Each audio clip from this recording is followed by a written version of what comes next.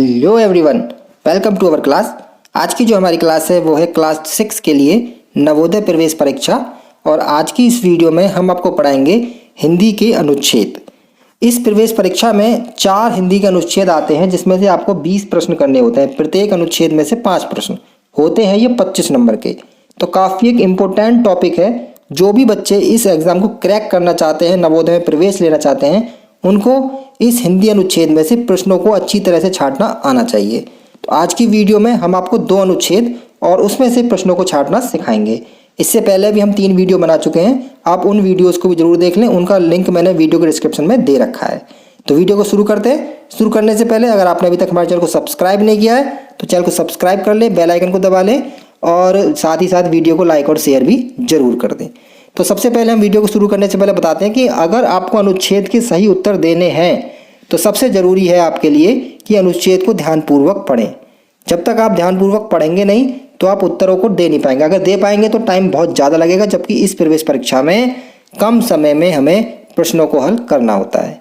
तो पहला जो हमारा है अनुच्छेद, इसे पढ़ते हैं। चलिए।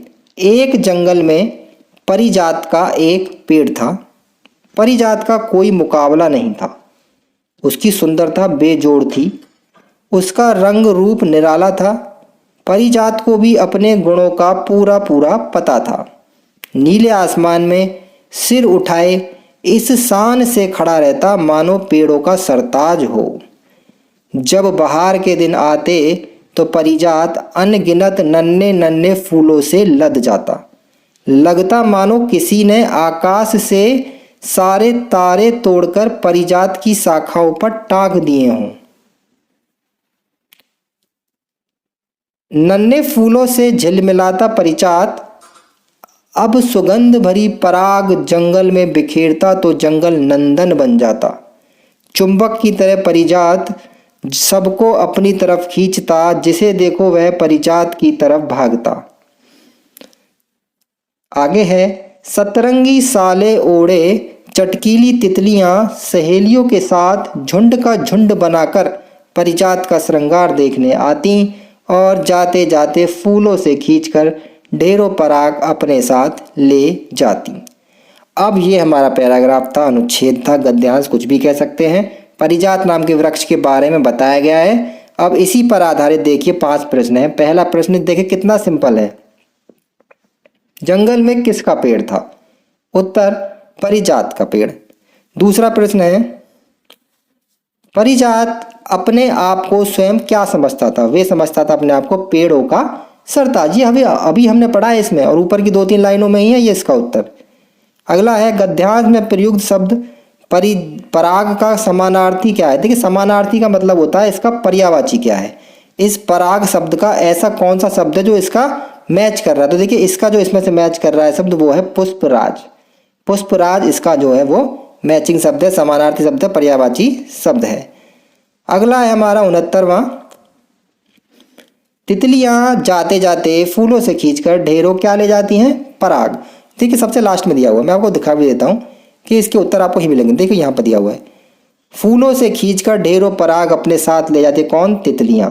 देखिए, सारे उत्तर आपको मिलेंगे अनुच्छेद में ही।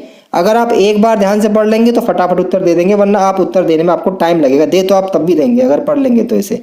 इस गद्यांश का शीर्षक क्या है? शीर्षक मतलब इस कहानी जो दे रखी है इसका शीर्षक क्या हो सकता है, यानी कि जो टाइटल होगा कहानी का। मेरे हिसाब से इसका टाइटल ये वाला सही है, परिजात पेड़ों का सरताज। इस टाइटल से अगर ये कहानी होगी तो ज़्यादा सही, सूटेबल होगी। ठीक है, तो ये तो हमारा पहला गद्यांश था। अब चलते हैं आज के दूसरे गद्यांश की तरफ। दूसरा गद्यांश पढ़ेंगे और फिर उसके प्रश्नों को भी छांटेंगे। सबसे पहले गद्यांश को ध्यानपूर्वक पढ़ते हैं। थोड़ा और बड़ा कर लेता हूं मैं इसे।